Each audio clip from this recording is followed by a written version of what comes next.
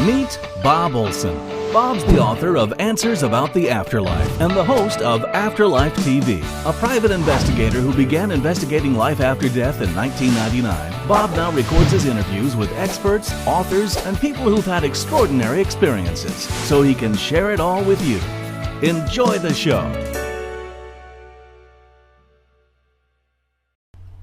Welcome to AfterlifeTV.com. I'm Bob Olson. You can find us at AfterlifeTV.com. And today you are not going to want to miss this interview that I'm doing, this conversation that I like to call them, because I honestly believe that if I did this for 20 or 30 more years, this will be among the top interviews that I ever do. The messages, the lessons that you are going to learn from this are amazing. Our guest is Anita Moorjani. Welcome, Anita. Thank you so much for joining us. Thank you. Thank you for inviting me. I'm really honored to be here. It's my pleasure. And just so everybody knows, you're in Hong Kong, correct? Yes, that's right. I live in Hong Kong. And I am just a couple hours outside of Boston. So we got a lot of distance here. It's amazing what technology can allow us nowadays. I love it. Yeah. Let's begin by just talking about your story. I'll just let people know ahead of time. This is the story of someone who has had a near-death experience, but with this major twist. In comparison, I could almost say this is not just a mere near-death experience, as if any near-death experience was a mere. This is something that we not only can learn about the afterlife with, but we can learn about ourselves and really what life is all about from this story. So we're going to begin by asking you, Anita, if you could just sort of tell us where this story starts. I think it starts with you being sick. Yeah, it starts with me being diagnosed with cancer. I mean, to me, the story starts much before that. It starts from what I believe caused the cancer, but for all intents and purposes, the story starts from me being diagnosed with cancer and it getting progressively worse. And in the beginning, I actually refused conventional treatment because I had watched two people close to me die on chemotherapy. So I didn't have any confidence in chemotherapy. Also, the fact that scientists are still trying to find a cure for cancer, which means basically in medicine, there is no cure for cancer. I mean, everybody admits that there's no cure for cancer. So I didn't understand why I had to go the medical route if medicine itself admits there's no cure for cancer. So I decided to try alternatives. But for me, it didn't work, but I gained more understanding about that much later. But my cancer continued to spread. And over a period of 4 years, the cancer had spread throughout my body. I had lymphoma. Oh my God! So yeah, it spread from, in fact, all the way from the base of my skull all the way down to my abdomen, like through my chest, under my arms. Originally, when I was diagnosed, it was because I just had a lump over here and just where my collarbone is. But over a period of 4 years, it spread until my organs shut down. And then I went into a coma. And that's when the near-death experience started. All right. And when you say, you know, these are tumors that are throughout your body, I understand they're fairly large. What in comparison, what size were they? I tend to say lemons because that's what my oncologist said. He said the tumors are the size of lemons, and they were swollen glands and tumors throughout, like blocking my chest, blocking my lungs so I couldn't breathe. Plus whatever capacity that was left in my lungs was filled with fluid. And so I was on a ventilator. I had an oxygen tank. My muscles had completely wasted, so I was in a wheelchair until I fell into a coma. I was either in a wheelchair or lying on the bed. I had open skin lesions because my body was so filled with cancer and toxins and that my skin was actually opening up.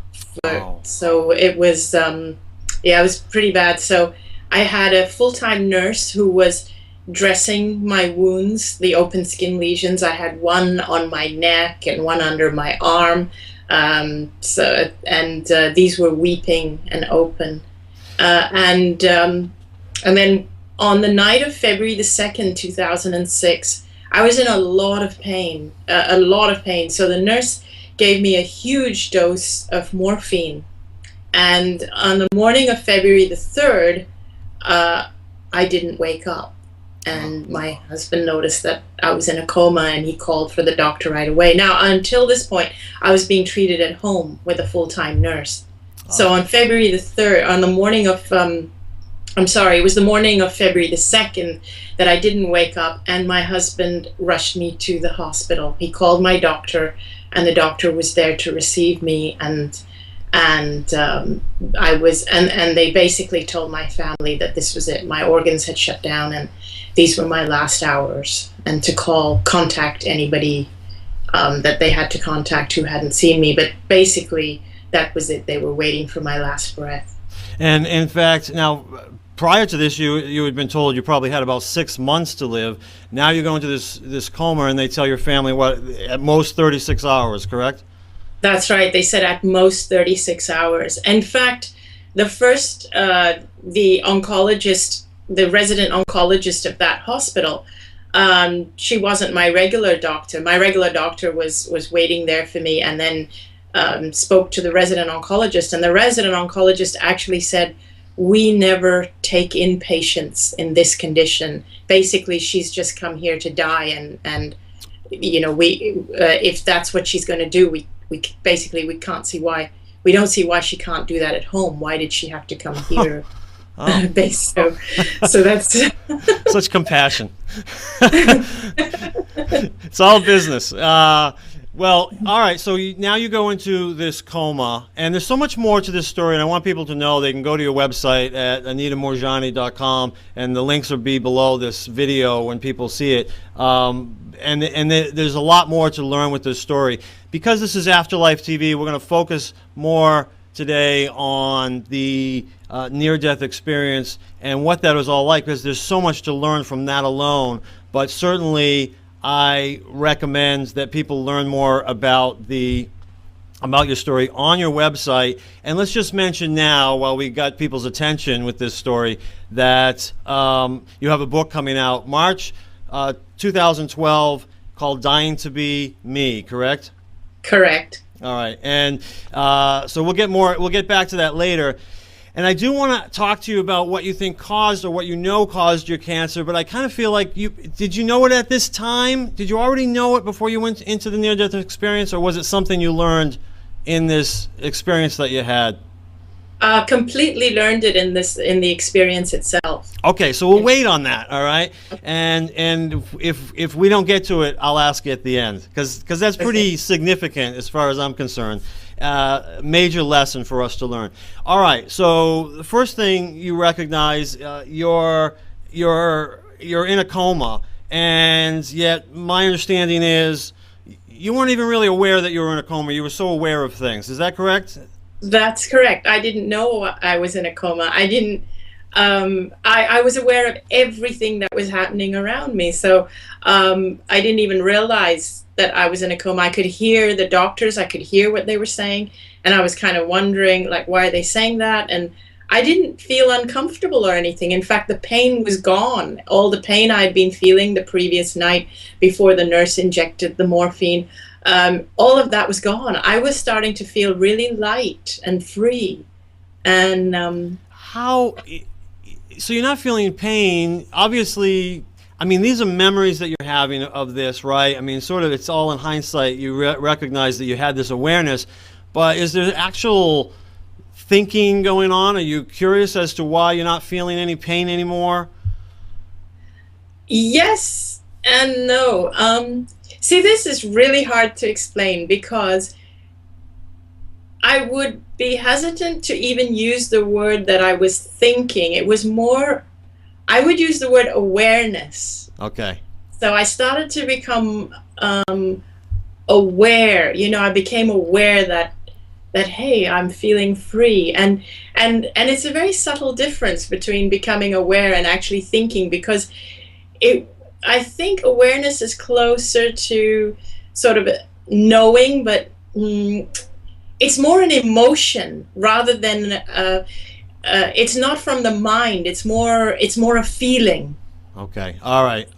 And I'm going to tell people now to really pay attention, because having heard Anita's story, this is going to be the closest we'll ever get to interviewing a spirit, to find out what it's like to be in spirit.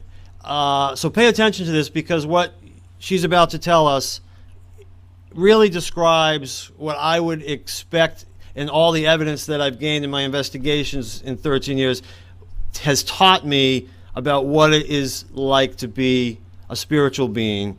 So you're lying here, you have this awareness. What are some of the first things that you're aware of, other than that you're not in any pain? Are you aware of what your family members are doing? Yeah, I was aware of what my family members were going through, their anguish, their desperation. I couldn't understand it. I was aware that I could hear the doctor telling them that these were my last hours. You know, I had 36 hours at best, if even. And then I was aware that my husband was frantically trying to call my brother, who was in India, to tell him to come here. And then I was even aware that my brother was already on a plane. He had sensed something was going on. So he'd already left his home, you know, he packed his bags, left his home, and got on a plane to come to Hong Kong. And it was as though my awareness was just expanding. You know, it was it still chokes me every time I recall it or think about it. So it was like I was expanding, and then I was encompassing everything. So I became my husband, and I became my brother. I was aware that my brother was frantically wanting to get to me before I actually died. And frantically, so you're feeling his emotions, in other words. You recognize what he's feeling. Is he on a plane? Is he driving? What's he doing? He's on a plane. Yeah, that's what I thought. So he's on a plane, and you can feel what he's feeling. Yes, I could feel what he's feeling. I could feel what my husband was feeling. My husband wouldn't leave my side, because he was just sitting riveted, watching all the dials above my bed, and he didn't want to move because he didn't know when I would take my last breath. And he wanted to be there when you did. All right, so there's no thinking going, there's only an awareness going on. So are you feeling any turmoil in recognizing what they're going through? What would happen is that I would feel their feelings, and I would feel their emotions. And as soon as I started to feel those emotions and get attached to those emotions, it was like simultaneously, I would then feel myself actually being pulled away, like a detachment. And then as I would get pulled away, I would be overcome by this feeling of just unconditional love, like really unconditional compassion. And then there was this feeling that no matter what was unfolding before me in the physical world, it didn't matter, whatever that was unfolding, it was still perfect. It was still going to be perfect in the grand tapestry. And so it was like there was like I was being pulled away, not consciously. I wasn't consciously trying to pull myself away, but I was being pulled away from the emotions of everything that was happening. And then my awareness would rest somewhere else, and then it was like I would get drawn into those emotions. Like it would be my mother, for example, and then I'd get drawn in, and again I would get pulled away. And it was as though I would be enveloped by this unconditional love, and then again a feeling, like washed over with a feeling that everything is fine, everything's perfect in the grand tapestry, everything's still gonna unfold perfectly. Absolutely amazing for you to be able to focus in on one person. You sort of did it one at a time, it sounds like. Focus on that one. As soon as your attention focused on that one person is when you could feel everything that they were feeling and even know what they were doing. You got people, you were aware of things that were, obviously with your brother who's flying there, but you were aware of things that were happening outside of the room, correct? Correct, yes. Of the doctors telling my husband and telling my mother, I was aware of their emotions. In fact, it's like I became them. It's like there's no separation.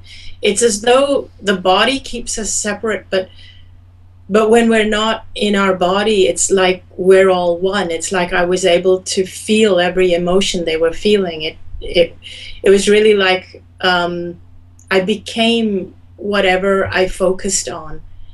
And it also felt like it was all happening simultaneously. So it was like in that state, the awareness is like 360-degree peripheral vision, and distance is not an issue. It doesn't matter how far, but even the time is not an issue. It's as though everything is happening simultaneously. It's like now when I come back and now I'm back in my body and I'm expressing it, I have to put everything into linear time. I have to explain it all and kind of try to figure out, okay, in what sequence did it happen? But over there, it was like there's no sequence. It's like our brain gives it a sequence, but over there, there's no sequence. It's like it's all happening, and I'm aware of it all, and it's just wherever my awareness rests, that's what unfolds for me. What excites me about that is, and I talk about, what it's like to be a spiritual being. What excites me about it is because, people ask questions about their loved ones in spirit, and they want to know if their loved ones in spirit are aware of them. And everything I've ever learned or heard through mediums or people who have had near-death experiences, what have you, is that yes, all they need to do is focus upon you, and they're aware of everything that's going on in your life. They're aware of everything that you're feeling, and yet it has been difficult even for me to describe to some people that about this idea of time and space. And so if you talk to them, they will become aware of you, and they'll know everything that's going on in your life. But this even goes a little bit into the future. Did you have any sort of recognition of the future as well? Yeah, future and past. Well, with the future, there was they had already taken a lot of tests on my body and tests of my organ function and things like that. So although the doctors had said the organs were already appearing to be failing, or and that's why I was dying. Yeah. I seemed to be aware. I reached a point where I had a choice of whether I wanted to come back into my life or go on into death.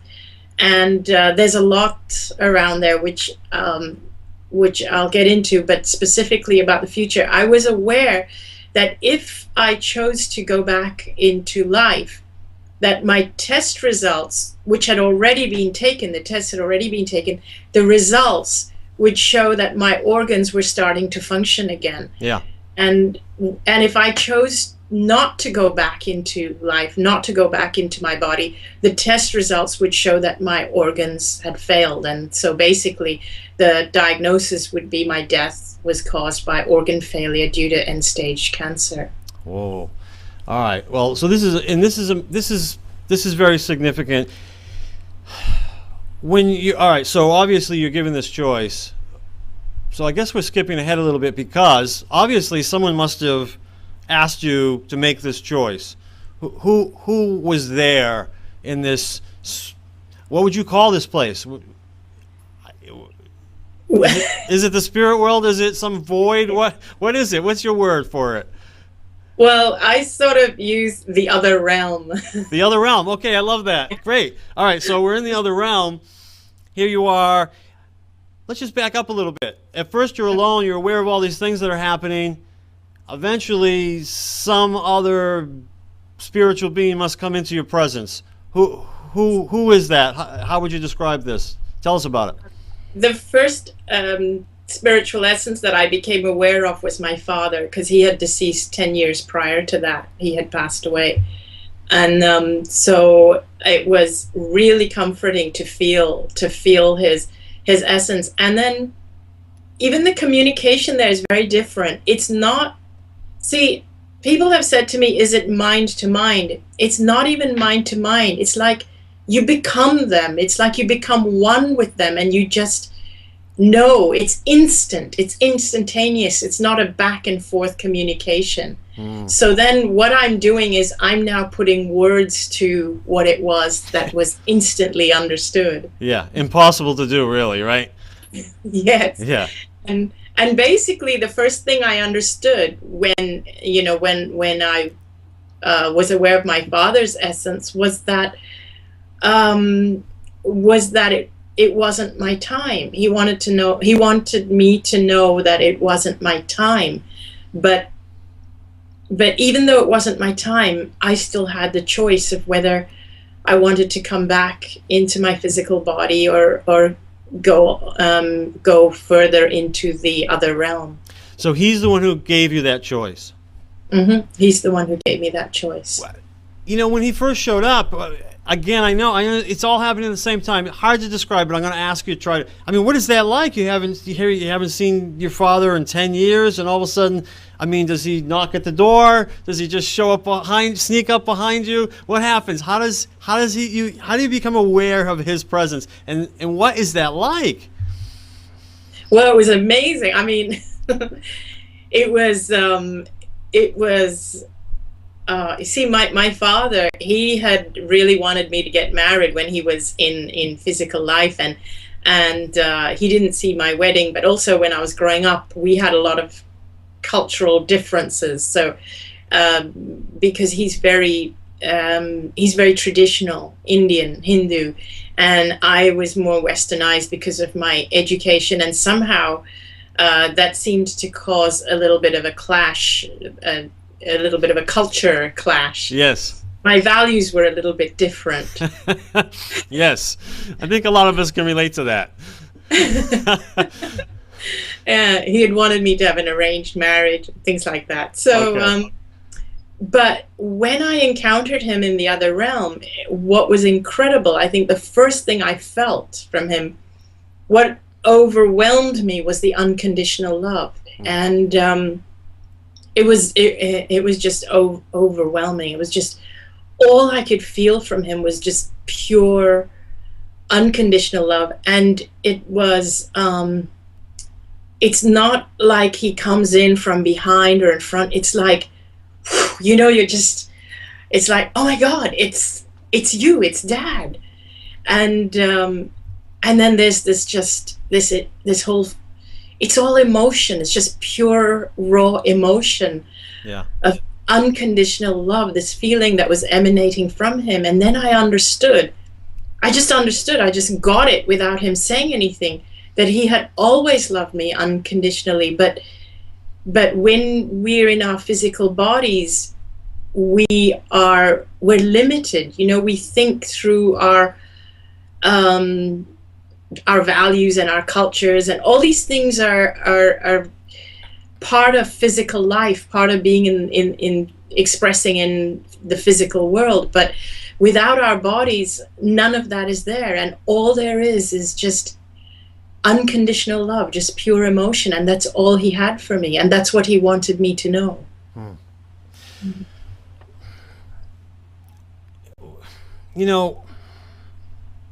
I know you're aware of him, so there's all this awareness. Is there any visual going on at all with your father? And if there is, how do you see him? It was not really a visual, but more just a pure essence, just like a raw emotional embrace essence. This is the part that's really hard to explain, because when we're out of our body, or when I was out of my body, I wasn't contained. There was no beginning and no end. It was like I was infinite. It was like I could be anywhere. I could be anywhere, and I could. So that's why I was able to be aware of my brother on the plane, and I didn't know that he was coming to see me prior to that. I didn't know he was already on the plane. So my brother is in this realm. My father was in the other realm. It was like I was everywhere, and it's like another sense kicks in. If I can use an example, an analogy, if you imagine that you're blind and you're born blind and you're blind from birth. And so your whole world is just about, it's just touch and smell and taste and hearing. So your hearing's pretty sharp, and your taste buds and your sense of touch is really sharp. And you have no idea what anything actually looks like visually, because you've never used your vision. And so even if you are given two plates that feel identical but are of different colors, and somebody tries to explain to you that one is blue and one is green, but you're touching them and you're even biting into them, and there's no way that you can tell what's different about these two plates, and the person says that it's colors, one's blue, one's green, and you're like, yeah, but what's color? They're identical. So but one day, let's say your sight kicks in, just one day you begin to be able to see, and when you can see, then you can see these two plates are different, and you can see what way they're different. And so for the first time you understand.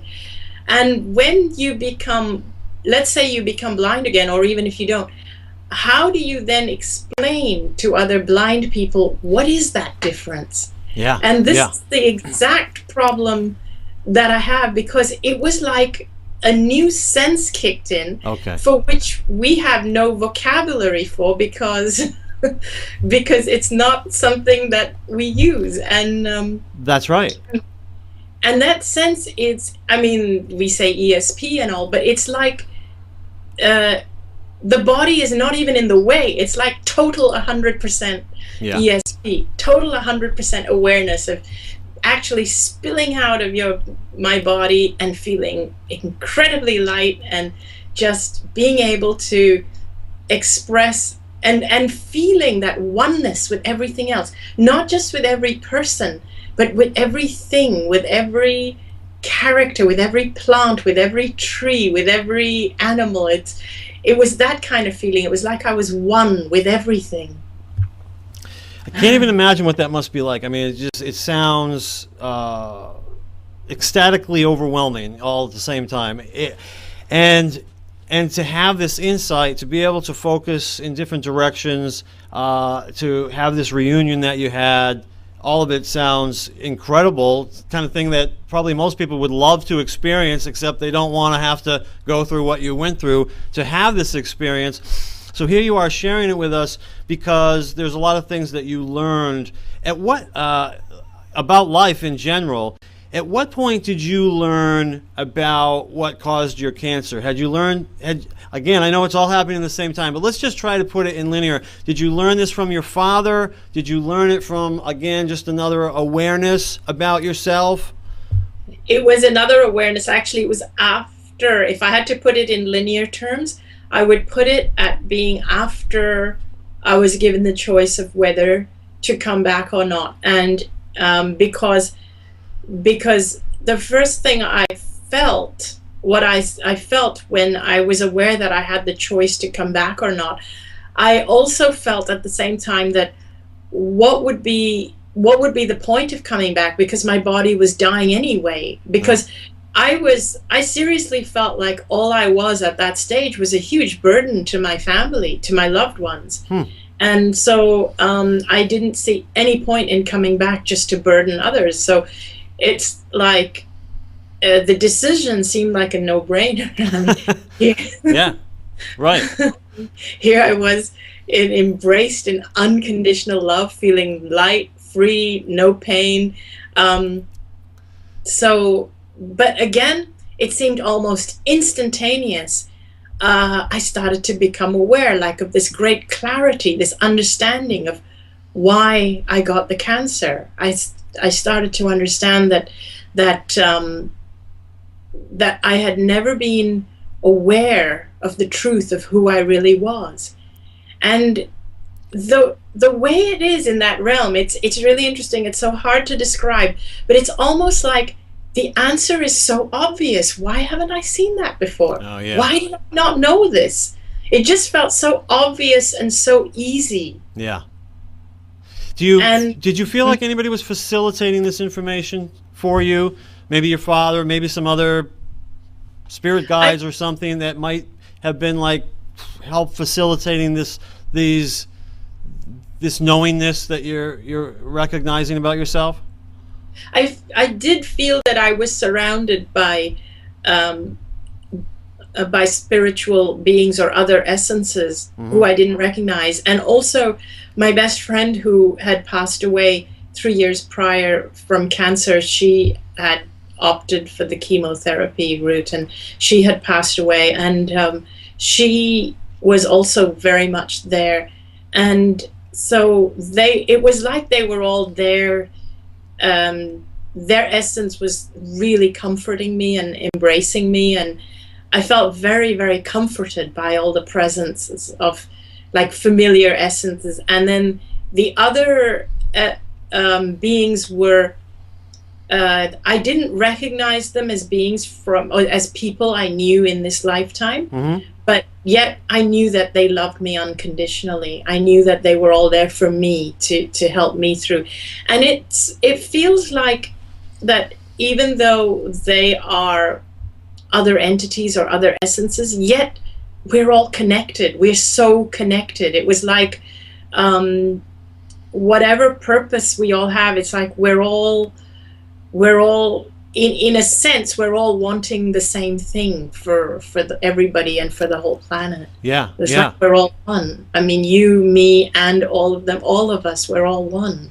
We're all part of the same essence. So if I was being helped, it was by all the essences, all the energy. Yeah, amazing. So you have this whole team of people really who are helping you go through this experience. Your father basically gives you this choice of, deciding whether you want to go back into your body and live or stay where you're at, maybe move on to whatever's next from that point on. He gives you this choice. You said he sort of, does he recommend that you go back to your body, right? He recommends you go back. Does he explain why, or does he have to? You just have this awareness of why? Because I know there's some reasons that you recognized that the benefits to going back, obviously not just to pass away, to wither away. Yeah, exactly. So he basically, yes, he said to me, it's not your time, but it's still your choice. But in a way, I could sense that there was a certain edging towards wanting me to go back. And then as the clarity started to come, and it was this feeling that how could I have not recognized it before? It's that kind of feeling. I started to understand that I had never loved myself enough before, and I had always lived in fear. I'd always lived in fear of being true to myself, and I'd always grown up trying to do the right thing, or to fit into my culture, to fit in with what people expected of me, and I was always a people pleaser. But in addition to not always being true to myself and always putting myself last, I also lived in a lot of fear. I feared life. I feared not being good enough. I feared cancer. I feared illness. I lived a very fearful life. And what did you learn about this fear? Because I know you talked about being able to see into the future, you're even able to see into the past, obviously, all at the same time again, right? Yeah. And so are you able to recognize where you learn these fears, where you pick these fears up? Is that in your awareness as well, maybe from this lifetime or even other lifetimes? Any of that come into play?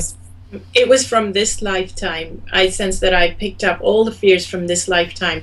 It's just conditioning. A lot of it is, I think, just the way the world is. It's like whether it's from reading newspapers and everybody being afraid of getting cancer, all the cancer awareness campaigns, but also the other fears of not being good enough, of always being a people pleaser, putting myself last, putting myself down, always the negative self-talk.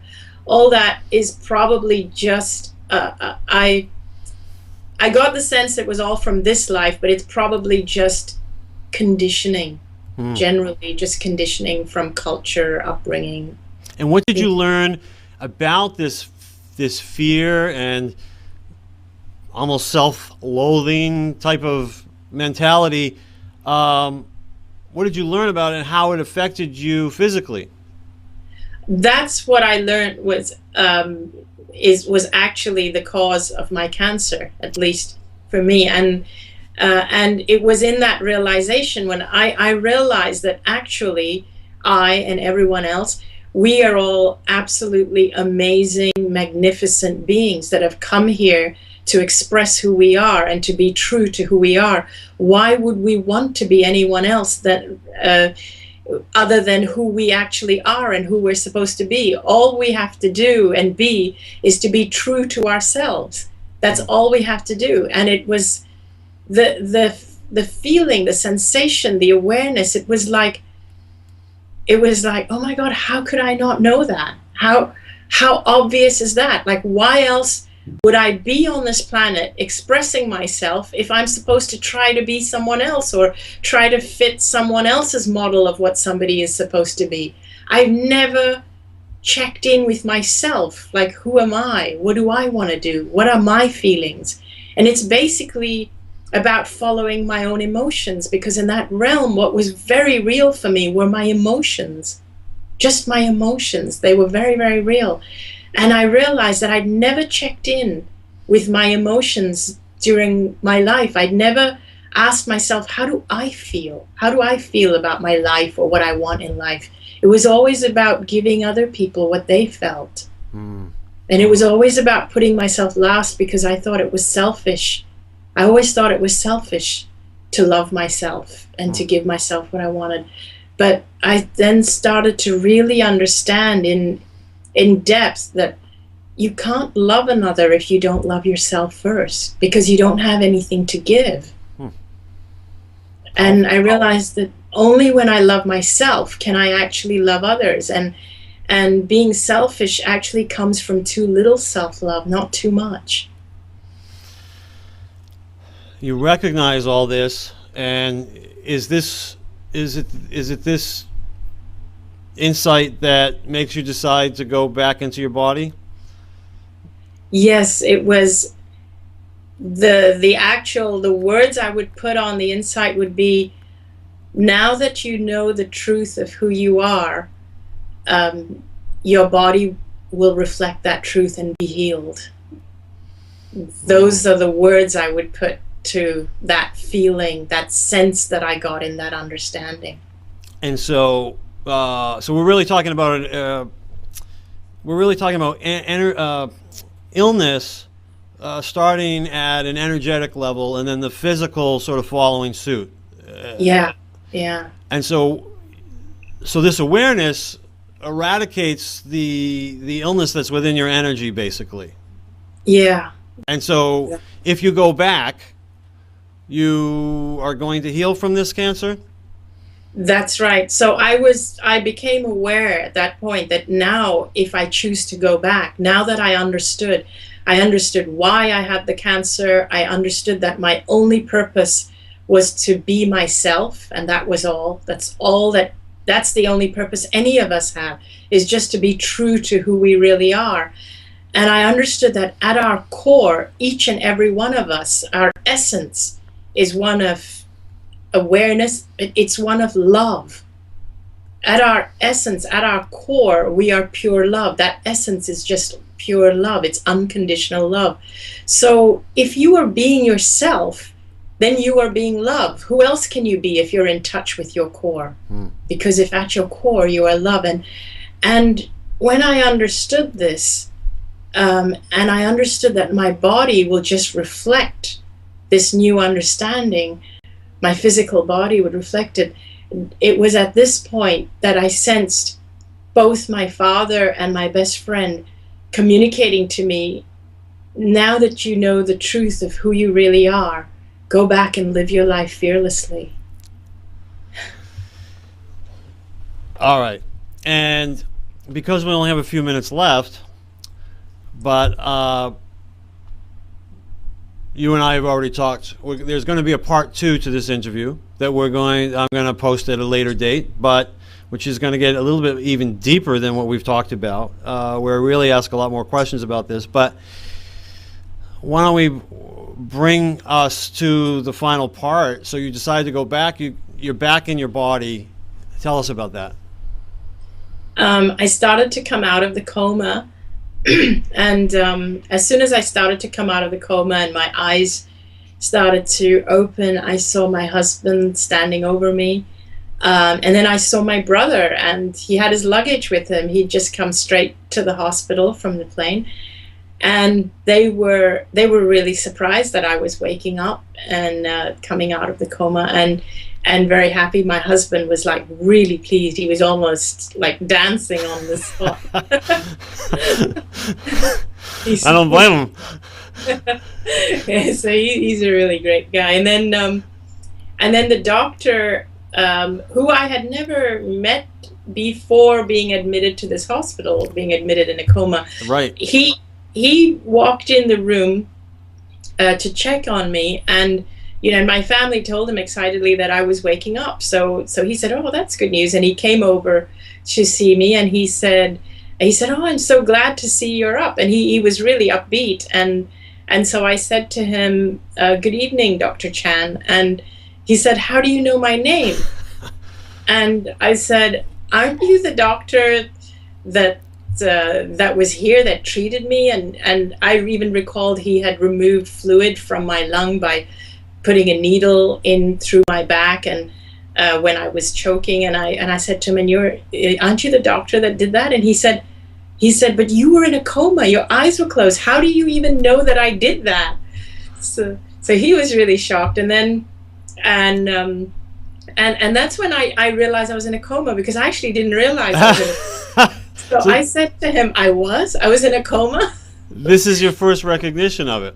Yeah. I had no idea I was in a coma, because I was so aware of everything. But I was very, it was still very blurred to me. It was like I had one foot on this side, one foot on the other side, because it was like everything had just happened, and I was still very confused. And then when he left the room, I said to my husband, "Why was he so surprised? Wasn't he the one that told you that I only have about 36 hours at best?" And then my husband looked shocked, and he said, "He didn't say that to me in the room. We were like down the hallway about 40 feet outside the door. The door was shut." My goodness. And I said, "Really?"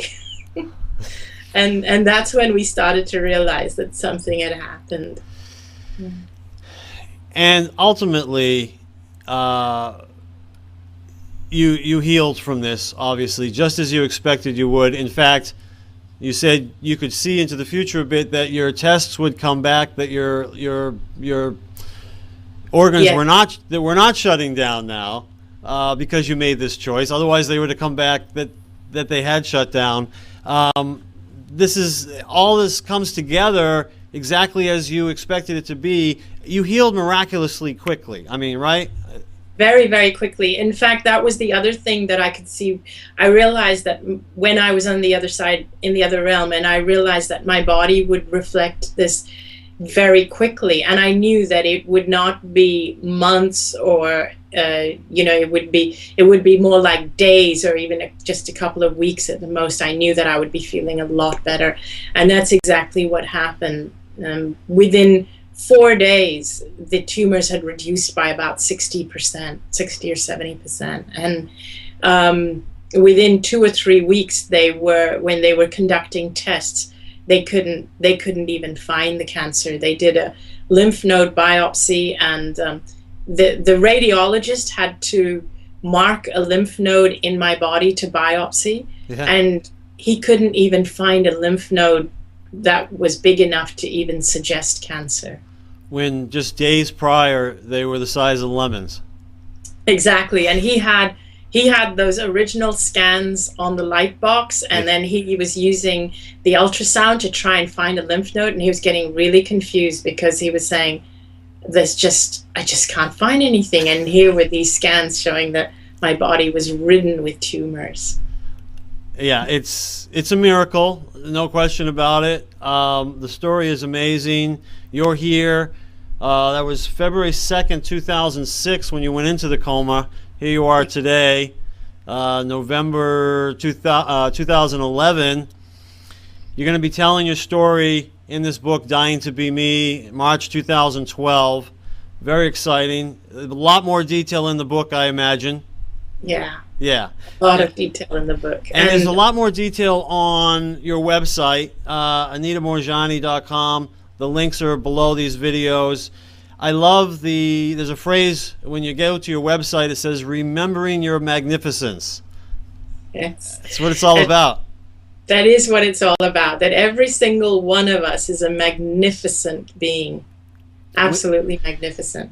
So I'm going to end this interview here, and we're going to pick up a new one because these can only be so long on the internet. We're going to pick up a new one. If people want to watch part 2 of this interview, make sure that they put their email address in so that they get the announcement of it here on the page, and they'll find out when we post the part 2 later on. Just for now, I just want to say thank you for sharing this story. I'm frustrated. It's already been 46 minutes, and I feel like I didn't cover but a fraction of your story. And it's frustrating to me, but we don't have hours, unfortunately, and that's why you wrote the book that you wrote, right? That's right. Yeah, exactly. Thank you so much for honoring us with your presence and your message. I do think it can change the world on an individual basis. It can change any one of us if we really fully understand the message that you're trying to give us. And I look forward to part 2 of this. So thank you, Anita. Thank you. My pleasure. Hi, everybody. Bob Olson here with Afterlife TV. Again, you can find us at afterlifetv.com. This is a continuation of an interview that I did with Anita Moorjani. She's the author of an upcoming book called Dying to Be Me. This is sure to be a best-selling book, without doubt. Probably a New York Times bestseller for sure.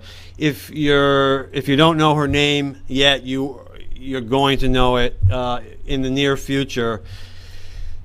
We have been talking about her experience of really having cancer, dying from that cancer, like having an experience where she was dying, going to the point where she goes into a coma, is brought into the hospital. They tell her family she's got 36 hours at the most to live because her organs are shutting down.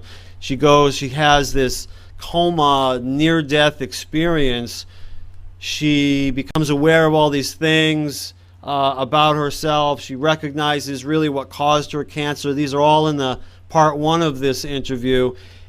She has a reunion with her father, who gives her a choice whether to live or die. And she recognizes so much about herself and about life in general. And we're going to continue that conversation now so we can learn more about those things from this fascinating experience. So thank you for letting us continue this, Anita. Really appreciate it. There's so much to this story, so we're grateful for you. It's my pleasure, actually. I love sharing it. Well, that's great. Why don't we just go back, in the break, you and I had talked a little bit about some of the things that we didn't cover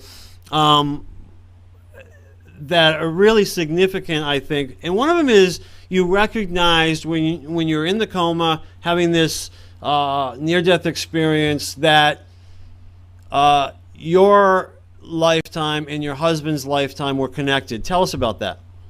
Yeah, I became aware that my husband's life and my life purpose was linked, and I realized that if I chose not to go back into my body, if I chose not to go back to physical life, that he would follow soon after, that he would probably die sometime shortly after I left. And then when I started again, though, I didn't feel sad about it. It still felt that it was perfectly okay, whichever way I chose, whether I chose to come back or whether I chose to stay in the other realm. It was still okay, even if my husband followed me shortly after. I still got the feeling, the sense that everything is still perfect. It's still okay. Now, this is an interesting perspective that you have, because one of the things that you told us about in part one of this interview was that you often did things for other people. You often put yourself second. Here, you recognize that your husband's life purpose is connected to your being alive, and yet it still doesn't really. It's not the reason that you decide to come back. You recognize that if you choose to die, that everything's going to be okay. He'll be fine. Yes, because I realized that the connection that we have with each other, like the connection I had with my father and with my brother, is beyond time and space. It's not limited by this physical life. And even if I chose to die, it wouldn't end. My connection with him wouldn't end. So even if he followed me, even though we were meant to be together at this time, it wouldn't, the connection wouldn't end just because my physical body died. But what about his life purpose now? Does he, do you believe in pre-charting our lives ahead of time? Maybe a couple souls get together over a couple beers and they say, hey, I'll be your husband, you be my wife, let's do this. This is my purpose, this is your purpose, we'll help each other out with that. Do you believe in that sort of thing? Maybe not to that extent. No beer? Maybe not the beer.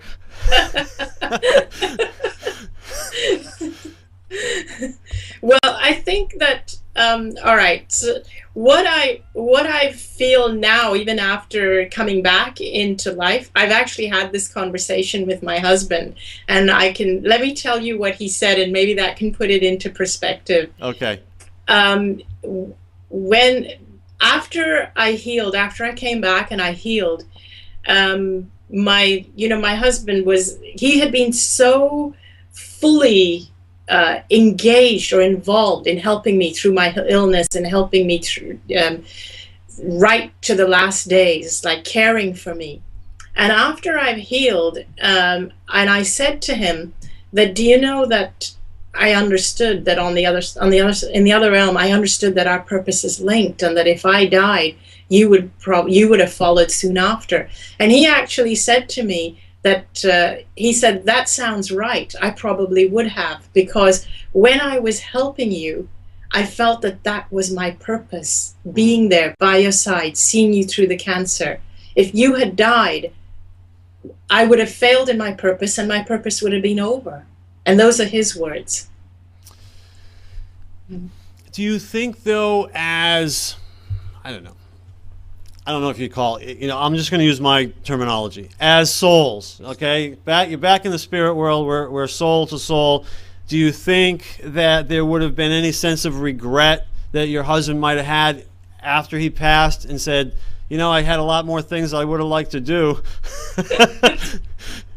I don't think so, because as souls or as spirits, I think that we are infinite anyway. This slice of time that we're expressing in the physical body is just one slice of time out of millions, infinite numbers of slices of time. So I don't envisage any regret whatsoever. I think that even if I had passed over, even knowing that, I would come back and be healed, I wouldn't have expressed any regret, because I don't get the sense that regret is even a feeling or an emotion that exists in that state, in that condition. I see. Yeah. That's my sense. Okay. You know, forgive me for asking this question, but you seem you have insight that most of us have not had. Certainly, I have not had.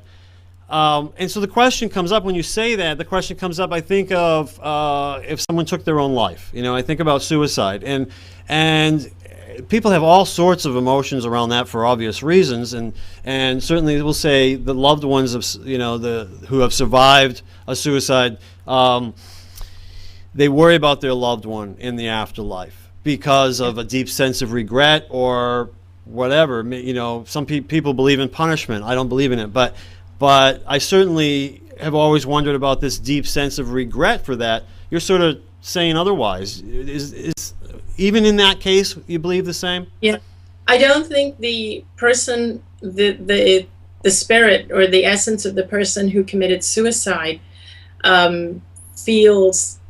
I think we become removed. It's like when I became involved, when I started to get sucked into the drama, the emotions that was unfolding of my family. Yeah. I was then pulled away simultaneously. So even for somebody who's committed suicide, even in that moment, I would imagine that they would get sucked in to their family, crying, weeping over their body. They would start to get sucked in. But I would assume that the same thing would happen to them as happened to me, where then they then simultaneously feel themselves being pulled away. Their emotions are just being pulled away, and then they just get surrounded by this unconditional love. Yeah. And then there's this feeling that it's okay. It's all still going to work out perfectly in the grand scheme of things. It's beautiful. Beautifully said, and what a great lesson. I want to talk too about something we talked about on the break. Was you talked about your brother and some things that you recognized about your relationship with your brother. Tell us about those.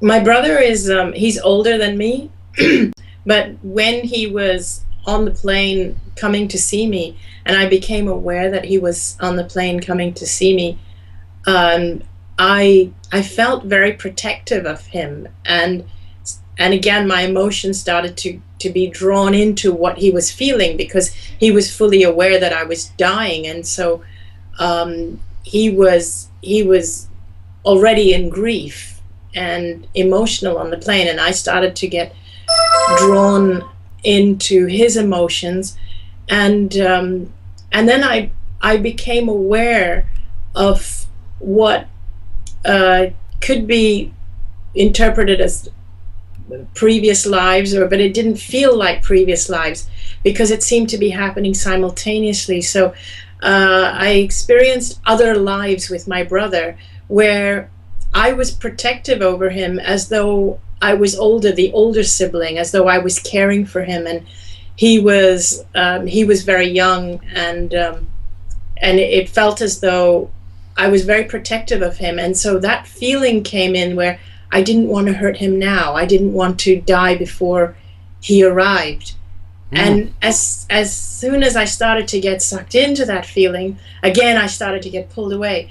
But the other lives that I was aware of seemed to be happening then and there. They didn't seem like they were in the past.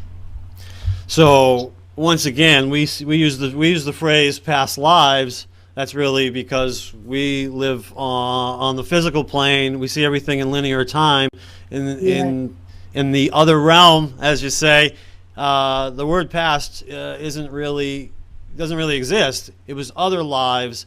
You were aware of these other lives and how they affected you, even at that very moment, about wanting to protect your brother. That's amazing. Yeah. It's very cool.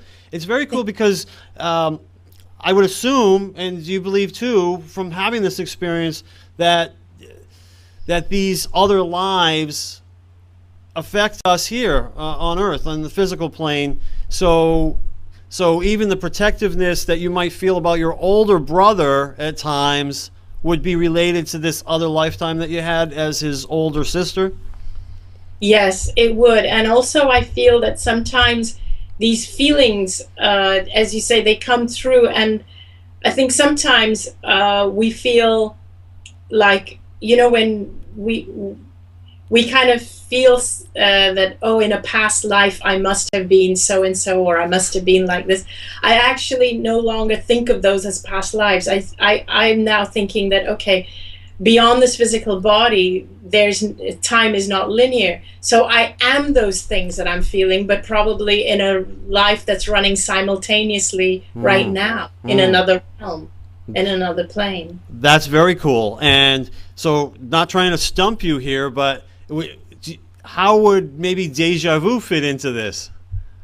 I think because time is very, very different.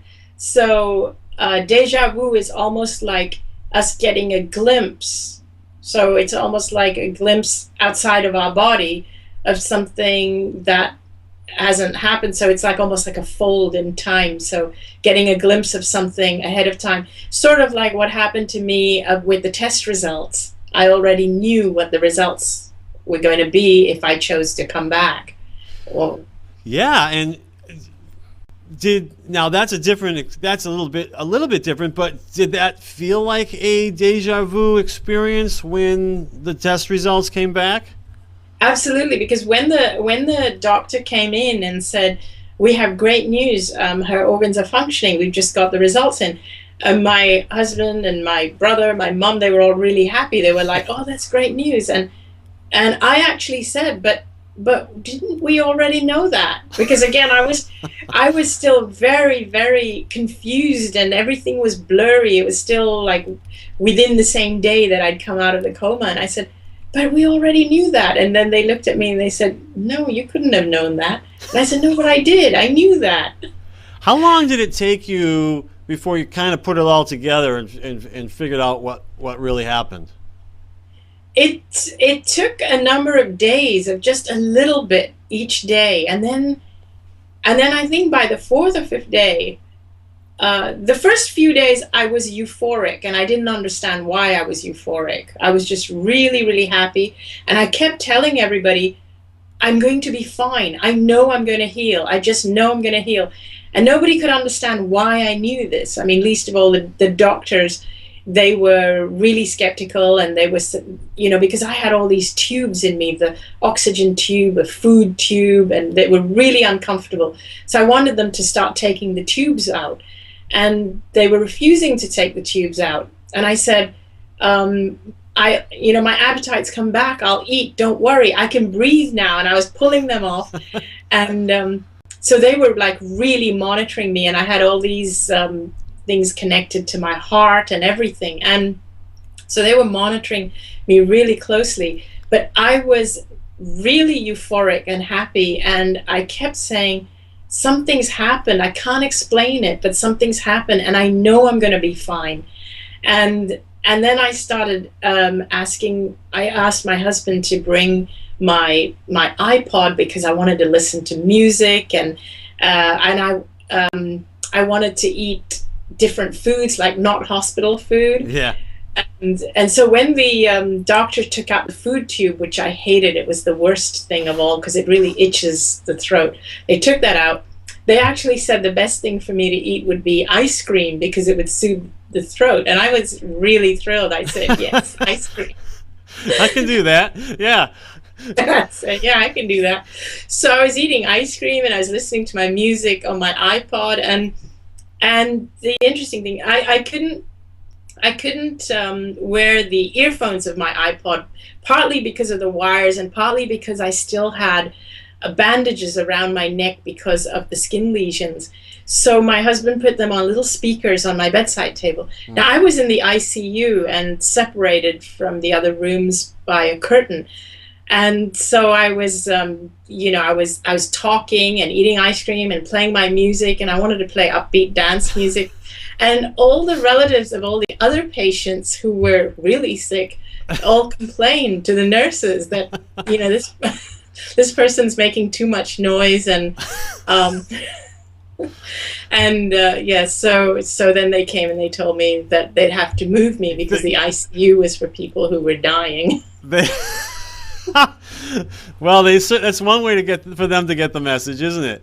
So they kicked you out of there. They give you your own room after that?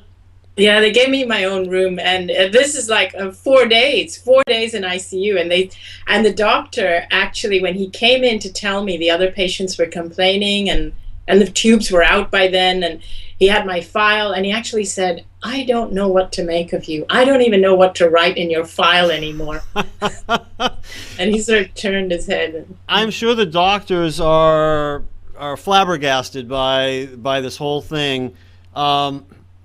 I know that against your wishes, sort of as a last resort while you were in the coma, they actually started the chemotherapy, which you were afraid of before and you didn't want.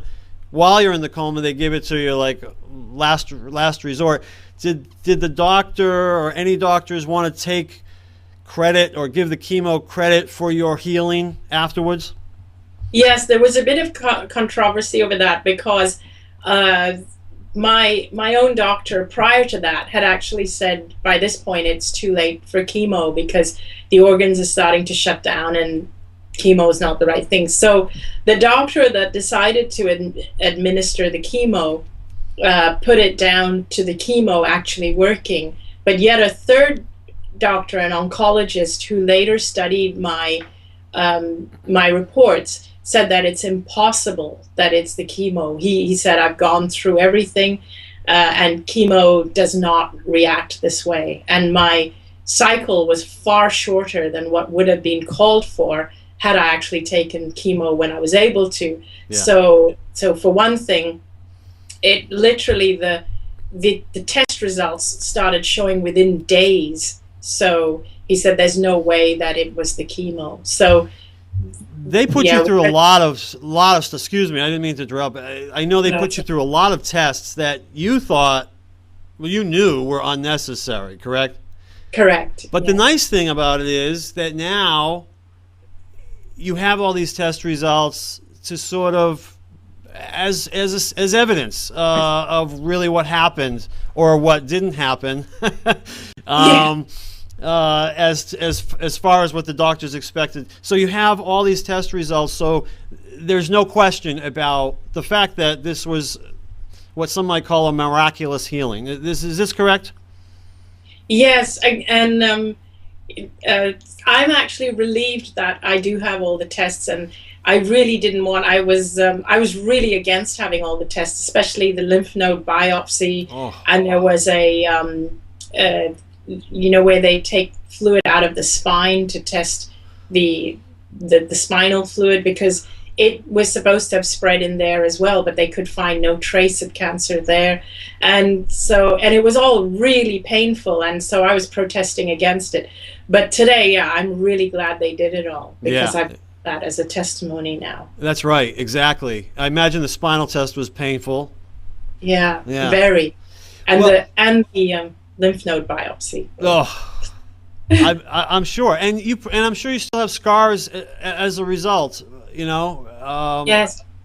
Oh, I forgot to mention one other thing. The skin lesions. They said that I would need reconstructive surgery because my body didn't have the nutrients to heal. It was far too weak, and the lesions were huge, gaping wounds, and so they had scheduled reconstructive surgery for like 3 weeks later. Oh. But when the reconstructive surgeon even came in and looked at it and even said that, okay, you're too weak now and these are not going to heal on their own. So he scheduled it for 3 weeks after he looked at it. But when he came back to see me, he said, they're healing. I don't need to do anything. So even though I've got scars, they completely healed on their own. I love this. What a great story. Fascinating, insightful, miraculous. I want to talk a little bit about the healing we'll call this part 2 here, the random questions to Anita. Let's talk a little bit about healing, because we talked in part 1 about, in your case, it was really the energy of the fears and the way, a lot of the beliefs that you had and the way that you thought over the years, it created the energy that led to the physical cancer, in this case, the physical illness. What can people do from what you've learned in this experience? What can any one of us do, either one, to sort of clear that energy and stay healthy, or if we are suffering with something, some kind of illness, what can we do to try to heal ourselves in this way? The best thing that anybody can do for themselves, no matter what, I feel, is to really get in touch with who they really are. And when I say that, I mean, it's really to get a sense of your own emotions. Like, ask yourself, what do I like? What do I like doing? What makes me happy? What makes me tick? What brings me joy? What makes me feel alive? And I think it's that we forget. We forget to get in touch with ourselves. And I think when we feel this joy, this passion, then we get into this, that's when we're at our healthiest and our happy. That's where, when we do things, we're coming from a state of being rather than a state of doing. When we're always doing things, but are we doing it out of being, or are we doing it out of just doing? When we live in fear, that's when we are in a state of doing. Mm-hmm. So when all our emotions, if the reason why we do everything is because I'm scared to be left behind, I'm scared I won't have enough money, that's why I've taken this job, I'm scared I won't be liked, and that's why I'm doing this, I'm scared. And so if every decision we make is based on fear, then we're constantly doing things and we lose touch with who we really are. We lose. Basically, that's what happened with me, and my soul or spirit or whatever went through a real identity crisis, and to me, that's what caused the cancer. I feel that cancer is not an illness of the body. That's why the body just reflected what I was inside. The cancer, to me, was more, I could say, an illness of the emotions or an illness of the identity, but it's not an illness of the body. So what could we ask ourselves if we were trying to make a choice about something, maybe a new job, or what we wanted to do one day? It's not something as simple as that we would need to ask ourselves some kind of a question. Am I doing this out of fear or a sense of obligation or responsibility, or am I doing this because it's something that I want to do, something that feels loving to me? Is that sort of the kind of question we would ask? Yes, and also if we're planning to do something, is to ask ourselves, how does it make me feel to do this? Is it a kind of a heavy, draining feeling, or do I feel uplifted and light and passionate about doing it, whatever it is? And those are the kinds of questions I would ask. Because it's the day-to-day, week-to-week, month-to-month, year-to-year, the more we continue to do things that are based out of fear instead of love, this builds up in our energy body. What would you call that? Yes, it really builds up in our energy. It drains us. It includes even when we choose foods that we're going to eat. It's great to eat healthy food, and I advocate eating healthy, but why are we eating healthy? Is it because we're scared that we're going to be sick, or is it because we love our bodies and we love the way the healthy food is going to make us feel? Yeah. I used to eat healthy food before I had cancer, and so many people said, oh, but you used to eat so healthy and you watched everything. Yeah, but that's because I was scared. I was so scared of cancer that I wouldn't eat anything that was said to have caused cancer. But today, I mean, even if I eat a piece of chocolate, I make sure I enjoy it. Yeah, yeah. And you're not telling yourself, chocolate causes cancer as you put it into your mouth. Like, I feel so guilty because this is unhealthy for me, right? You're thinking, I love chocolate. Chocolate tastes good. Is that the idea? Yeah, and it's like, how does it make me feel? Oh, it makes me feel amazing. But at the same time, if you know, if I feel that I want to lose some weight and so I've got to cut out the chocolate and all, that's fine too. I'm doing it because it's something I want to do. It's not like, oh man, I've got to.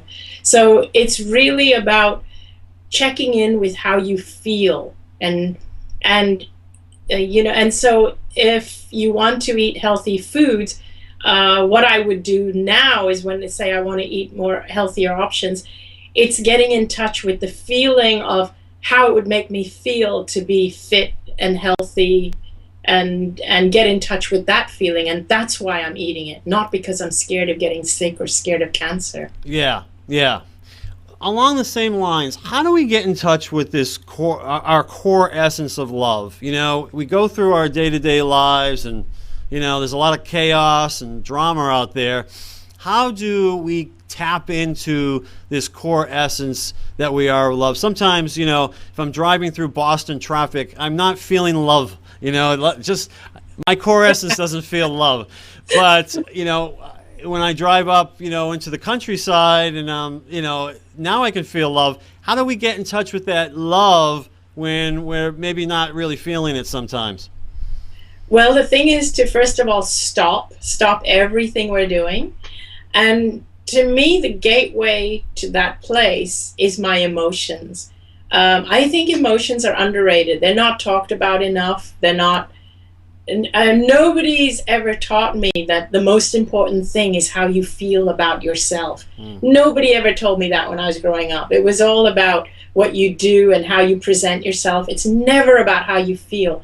What I've learned from my near-death experience is that the most important thing is how I feel.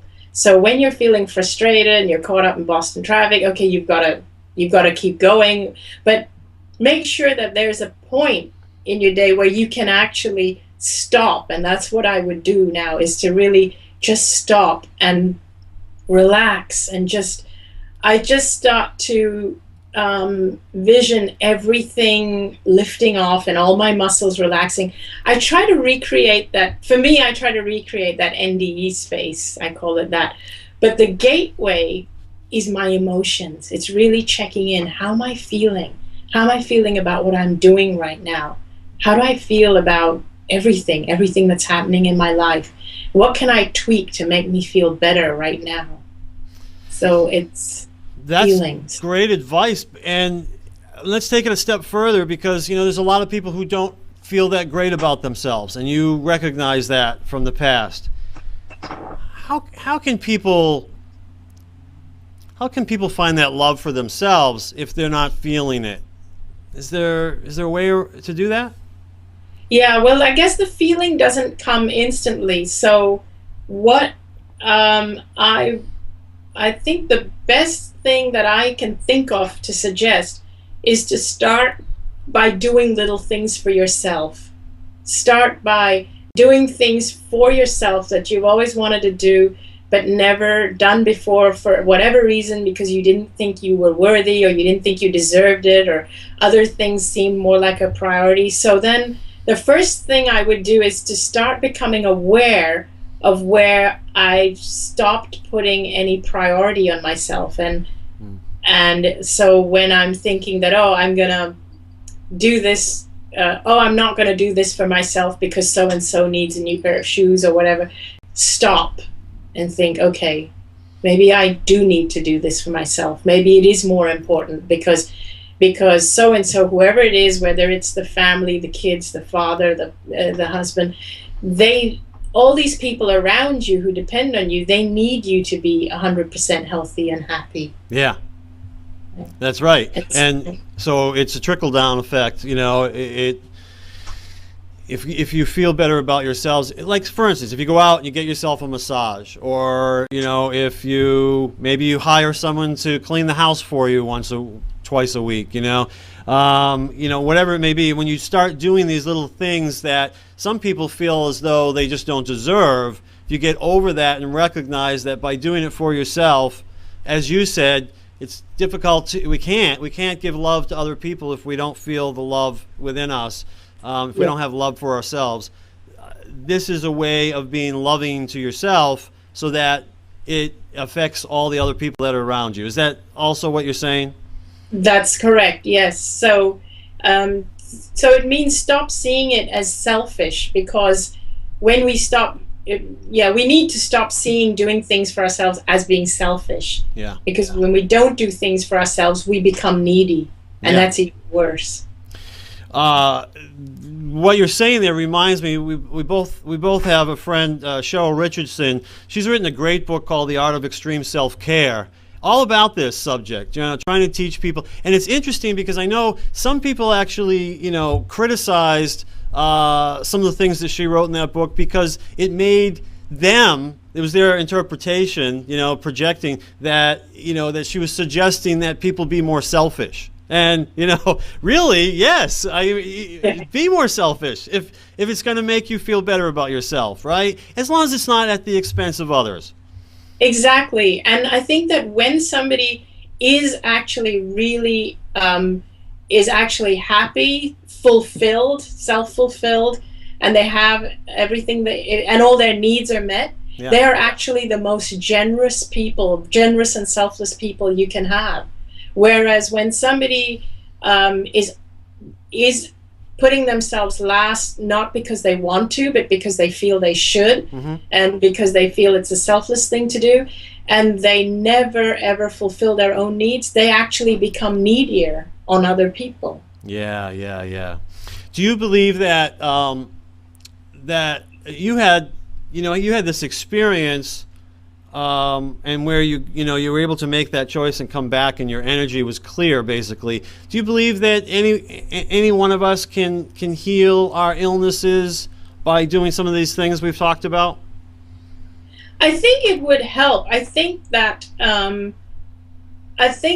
generally, if our values were different, if everybody's values were different, and the way we look at illnesses, because this is the other thing that really disturbs me, is how much awareness there is about cancer, and I don't agree with it. Yes. I know many people will not agree with me saying this. I know many people will disagree with this, but I think that the more aware we become about cancer, the more we are actually causing more cancer, because I feel that even the way our medical system works is, instead of looking at wellness, people are looking for illness, and our diagnostic tools are all designed to look for cancer, and that's the first thing everybody looks for. And even TV ads, and everybody is just telling you to go get checked out for cancer, and that's all we've all got. It's like we're being programmed to look for cancer. That bothers me. I find that very disturbing. Because I recognize that. My wife and I have had a conversation about this same thing, so I'm excited about it. I didn't mean to interrupt again. No. You get me excited because everywhere you go, especially, there's all this breast cancer awareness stuff going on. And so everywhere you go, you see a pink ribbon, you can have a box of cereal and there's something about breast cancer awareness on there. But it's true. We have license plates up here in Maine where, you're driving down the road and there's that pink ribbon on the license plate. The whole license plate is covered in pink. And so you really can't go through your day without being reminded about breast cancer. Now, I get that there's a positive side to it. They're trying to raise money for research, but at the same time, there's a negative aspect to it, which is what you're talking about. It just keeps reminding us about it, and we have fear. Women have fear about it, unbelievably, and that just keeps it in your mind every single day. Is it correct? That's correct, because I had huge fear about cancer as well. Huge fear, because I was surrounded by it. I had people very close to me that had cancer, and it was quite a shock to the people around me when I got cancer, because it was like it was happening to one person and the next and the next, and because I was reading up a lot about cancer because I wanted to help the people I knew who had cancer.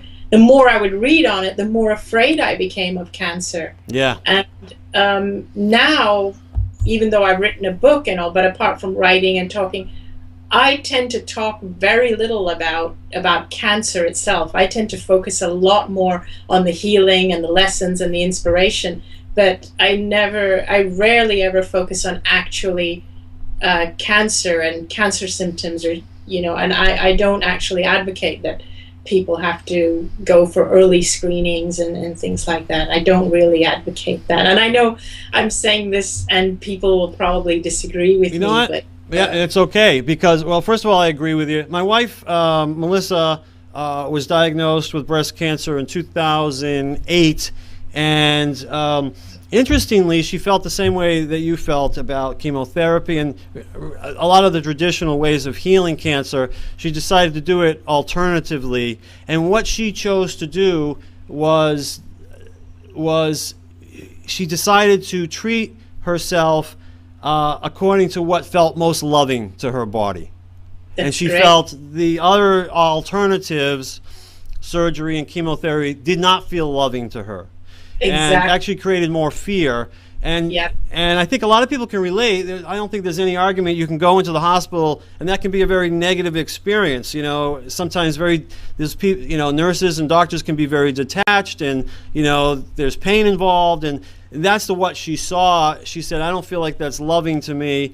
I'm going to treat myself more lovingly," and she did it in other ways. So, my wife and I agree with everything that you're saying here, and there's a lot of people out there who do, and yet we recognize that a lot of people don't believe in these things, and that's okay too, right? Yeah, exactly. Well, your book "Dying to Be Me" is coming out March 2012. It's interesting. At what point did you write this book? Actually, very shortly after my near-death experience, I started writing more for cathartic reasons. It's more because I felt that it was very hard for anybody to understand what had happened to me, or I was finding it hard to express it, so I just started writing as a release. Yeah. And then my brother found this website called Near-Death Experience Research Foundation, and he showed me the link, and then when I looked at the website, I thought, that's interesting. There are people that have had something similar, like crossed over and all. So there was a button which you click on. It said, if you've had an experience yourself and you'd like to tell us about it, please click here. So I clicked, and then I had to fill in this really long form. So I filled it in, and then I wrote my experience and I submitted it. And it said, after I clicked submit on the screen, it said, we will get back to you within about 3 weeks. But I got a response within hours from the person who ran the site, who said, I'm really excited to read your story. So what happened from there, to cut a long story short, is that I started writing on their forum. And so that's when I first started to realize how cathartic it was for me to write and to answer people's questions. Yeah. And I kept a collection of everything, and then I created the website. And the book itself, though, only came about in 6 months. But I had been writing, and a lot of the things that I wrote previously, I sort of wove it into the book. Oh, right, right. But the book project only started in March of this year, when... Oh, okay. So tell us about that. How did that happen? I understand you met someone rather famous in this field, Dr. Wayne Dyer. Yes, that's right. Oh, that was really amazing. On my birthday, March 16th of this year, I got an email from Hay House that said, Dr. Wayne Dyer has become a fan of yours. And that blew me away. I thought, fan of mine? Because at that point, I mean, not a lot of people knew me except people who read that forum and stuff like that. So I was really surprised. I thought, Wayne Dyer has become a fan of mine. And Hay House said that if you're planning to write a book, we would like to help you and publish it. Oh. So I was blown away because that was on my birthday. I thought, what an incredible birthday present. No kidding. Yeah. And so, of course, I responded and said, yes, I would love to. And then and then what happened is that they then wrote back and said Wayne Dyer would love to write the foreword for your book. So I was really thrilled. Yeah. And then another friend of mine told me she'd been listening to Hay House Radio, Dr. Wayne Dyer's show, every week. And she said, he talks about you. He talks about your NDE. I said, really? So I started tuning in. I went into the archives and I listened to it. And there he was talking about my NDE week after week after week. I thought, this is incredible. And so then one night I thought I'll call in on his show because he takes callers. Oh, that's great. So I called in. It was because of the time difference. It was 4 a.m. Hong Kong time, and it's 1 p.m. on your side of the world. And so I set the alarm clock, and I woke up, and then I dialed and dialed. I woke up half an hour earlier because I thought I'll start calling early just to be able to get through. Yeah. So I got through, and the phone was ringing, and somebody actually picked up and told me to hold, and I was really thrilled. And so I was.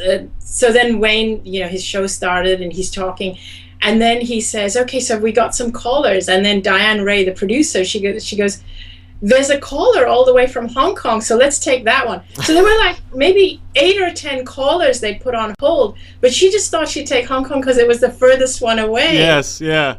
So when she said, "There's a caller by the name of Anita from Hong Kong," and the moment she said Anita from Hong Kong, Wayne goes, "Oh my God, I know who that is!" And That's great. And you got that was the first time you got to talk to him? That was the first time I got to talk to him, and then he told Diane, hold all the other calls, and then he made me share my story on air. Then after the show finished, and then he chatted with me off air, and he started telling me that he really wanted me to become part of the Hayhouse family and to write my book, and he would help me promote it. And we had this wonderful conversation, and he was just really incredible. And then after that, so then I signed the contract, I started writing the book, and I was assigned an editor. And then Wayne Dyer contacted me and said, "I would like to fly you over to the US in October," which was last month, to appear on my PBS special, which we are taping, and also to appear on stage with me in Pasadena. So yeah, it's been an incredible ride. Exciting. Yeah, Oh, really. Goodness. Yeah, I mean, that's a big show. So many people. Well, let me give you. He did that show. He does it every year or every 2 years. I don't even know. It seems like it's every year. Does one every year. I went to the taping of the show. I was just in the audience in Boston a few years back, and I can't tell you how many people emailed or called me up and said, "I saw you on Wayne Dyer." So, and I was in the audience. I think they showed me for 2 seconds. So this is going to be a lot of great exposure for you, your story, your message, and your book. That's so exciting. Talk about being in the flow. This is like in the flow for sure. Oh, it's been amazing. And Wayne Dyer, he's really a fantastic mentor. He's an incredible person. Yes. Very generous. Yeah. Well, I'm very happy for you. You really deserve it. I think more and more people are going to change their lives because of some of the wisdom that you even have shared with us today. I really hope people will integrate these ideas into their life. I'm going to do it. I know my wife's going to do it. And it really start to be more loving, get a bit more in touch with that core essence of ourselves, which, as you say, is just pure love. It is and even to start doing more things that I want to do out of love, rather than, if doing things out of a sense of fear or obligation or even responsibility. So thank you for all that you have shared with us. Oh, it's my pleasure. Really, it is. It is ours too. And people can visit your website, AnitaMoorjani.com. There's a link to it underneath the video. And we look forward to hearing more from you in the future. We'll watch the PBS special with Wayne Dyer in the coming months. When does that start? In January, or is it already out there? No, it's. I think it's going to be aired in San Diego in January, and then from March it's going to be everywhere else. Okay. All right. Well, your world is going to just take over. Nobody's going to be able to get in touch with you after March, I'm sure. Have fun with the journey. Thank you. Thanks so much. Thank you. Bye, Anita. Bye. Bye, Bob. That's all for another fantastic Afterlife TV episode. Bob couldn't be happier. If you enjoyed this episode as much as Bob, please leave a comment on AfterlifeTV.com, Facebook, Twitter, or YouTube. And don't forget to check out Bob's book, Answers About the Afterlife. Thanks for watching Afterlife TV.